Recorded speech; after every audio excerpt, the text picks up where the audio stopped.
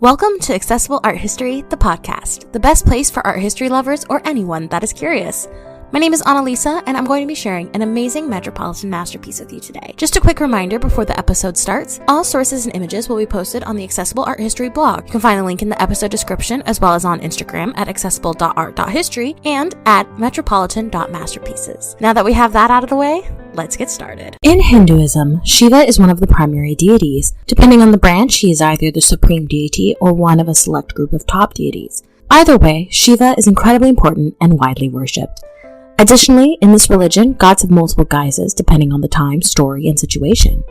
For example, today's metropolitan masterpiece is a stunning statue of Shiva in the guise of Nataraja, or Lord of the Dance.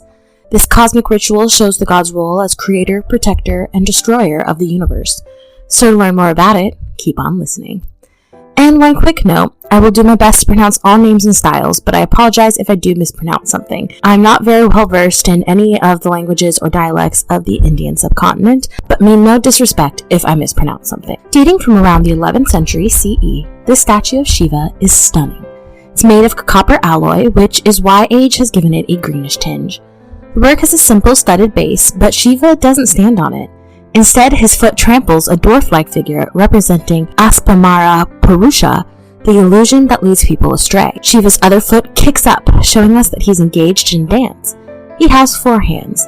His upper right hand holds the damaru, or hand drum that made the first sounds of creation, while his upper left hand holds a fire that will destroy the universe that's known as the Agni.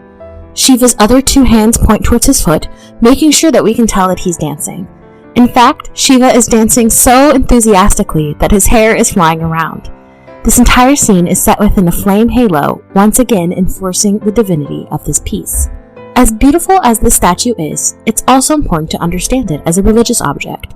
Shiva is one of the gods of the Hindu pantheon. This is the world's oldest surviving religion, with traditions dating back to around 4,000 years ago. Hinduism does not have a specific founder. Instead, it's a combination of philosophies, traditions, and stories. Most scholars believe that the Indus Valley in modern-day Pakistan was the origin point of Hinduism, sometime between 2300 and 1500 BCE. Around the end of that time period, Indo-Aryan people immigrated to the Indus Valley, bringing their traditions and fusing them with the beginning ones of Hinduism.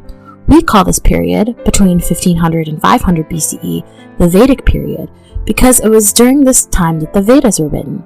These are the oldest texts in Hinduism and describe many important traditions, including sacrifices and chanting. It wasn't until the epic, Puranic, and classic periods between 500 BCE and 500 CE that we see the worship of deities like Shiva. Other deities include the preserver Vishnu and his avatars Rama and Krishna, the creator Brahma, Saraswati, the goddess of learning, Lakshmi, the goddess of prosperity, and Parvati, the goddess of power. However, there are many, many other deities in this religion, and it would just take too long to name them all. Today, around 1 billion people practice Hinduism. 94% of these adherents live in India. In general, practitioners divide themselves into 4 main denominations: Vaishnavism, Shaivism, Shaktism, and Smartism. The first of these 3 believe in different divine beings as a supreme leader, but the final one is more of a combination of different philosophies and beliefs. Because today's metropolitan masterpiece features Shiva, let's dive in and talk about his role in Hinduism. Often known by his moniker, the Destroyer, Shiva is usually shown in control of the universe.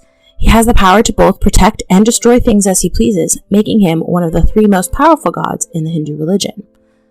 Like many gods, Shiva has many guises. In his destroyer role, he's often shown as fearsome and slaying demons, but he has a soft, kinder side. Sometimes Shiva is shown as an ascetic, living hidden away in the mountains and practicing yoga, which he invented. Other times, he's shown as a husband and father, a true family man. Shiva was married to Parvati, the goddess of power, and they share 3 children, Ganesha, Kartikeya, and Ashokasandrai. One of the most fascinating ways that Shiva is shown is as a lingam, a tradition dating back to the 3rd century BCE.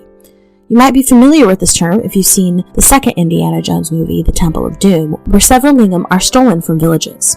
According to the divine text, the Linga Purana, Shiva is signless, without color, taste, smell, that is beyond word or touch, without quality, motionless, and changeless. As one of the sources of the universe, Shiva can be manifested in this linga form. These objects are typically rounded cylinders, sometimes with additional decoration. Some scholars believed that they are meant to be phallic images, but this idea is now widely disputed and even frowned upon. These sacred objects are found throughout India, especially in areas that follow the Shaivism tradition. Over the millennium, Hinduism has developed a complex language of symbols. This allows viewers to understand traditions, stories, and more with just a few images. That is what makes this sculpture so remarkable, because it combines multiple symbols in conjunction with one another to show us who Shiva is. Firstly, he dances on the demon, combined with multiple hand gestures, showing the viewer that he is the creator, preserver, and destroyer of worlds. His dance and wild flying hair indicate that he is enthusiastically and vigorously involved in the process. By encasing Shiva in a ring of fire, he is within the never-ending cycle of time. He is eternal, always performing his sacred duty. Next, I'm going to discuss the culture that created this work and its place at the Metropolitan Museum of Art. But first, let's take a quick break.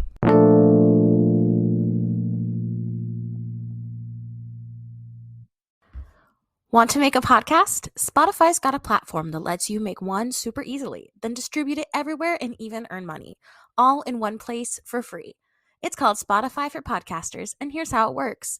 Spotify for Podcasters lets you record and edit podcasts right from your phone or computer, so no matter what your setup is like, you can start creating today. Then you can distribute your podcast to Spotify and everywhere else podcasts are heard.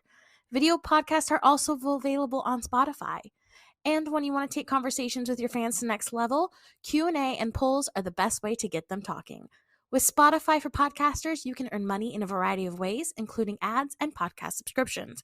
And best of all, it's totally free with no catch.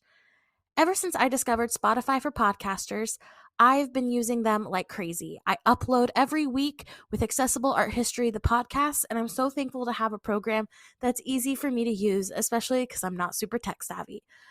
I highly recommend you give it a try, so download Spotify for Podcasters or go to www.spotify.com/podcasters to get started.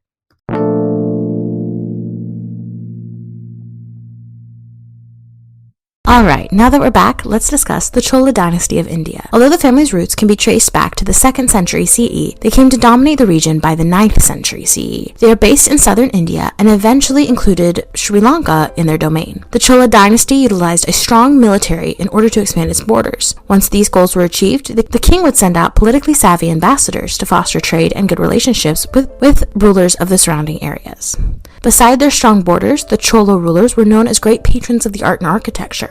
They were known to be deeply religious and use their wealth to commission great temples and beautiful pieces like the Shiva and Nataraja. By the 13th century, the Chola dynasty declined. They were overrun by other powerful families and their armies. The fate of the last of the family line, Veerasekara Chola, is unrecorded, but historians speculate that he fell in battle or was captured and executed. One of the great monuments of the Chola dynasty is called the Brihadasavara Temple. It's located in Thanjavur and is dedicated to Shiva. Built by the Chola Emperor Rahaja I between 1003 and 1010 CE, it's part of the UNESCO World Heritage Site known as the Great Living Chola Temples. It's connected to today's Metropolitan Masterpiece because it's believed that the statue was commissioned either for the temple or someone to place at the temple. The structure goes up in a triangle shape akin to a skinny pyramid. But instead of being smooth like other periods in ancient history, the outside of the structure is shelved. Statues and carvings decorate the entire outside. They show different scenes from Shiva's life and his powers combined with multiple decorative elements. It's no wonder that this is the most visited temple in the Tamil region of India. The sculpture of Shiva Nataraja is a part of the Asian Art Department at the Metropolitan Museum of Art. This department covers a wide geographical region from Afghanistan, the Indian subcontinent, Southeast Asia, China, Korea, and Japan. They're objects dating back from 2000 BCE all the way to the present, organized both geographically and chronologically. Curators utilize about 35,000 objects to tell the many stories of these amazing cultures. You can find the statue of Shiva Nataraja in Gallery 240. The Shiva Nataraja displays the full strength, power, and glory of a Hindu god. Encompassed by a halo of fire, viewers can fully appreciate his role in the universe. Well, that wraps up today's episode. Make sure to tune in next week when I discuss Carpo's sculpture Ugliano and his sons. Thank you so much for listening to this episode of Accessible Art History, the podcast. Make sure to follow us on Instagram at accessible.art.history and at metropolitan.masterpieces for updates and to keep an eye out for the next episode. They drop every week on your favorite podcast platform. If you prefer to listen on YouTube, you can find episodes there on about 2 weeks after each episode is posted. Cheers and see you for the next episode.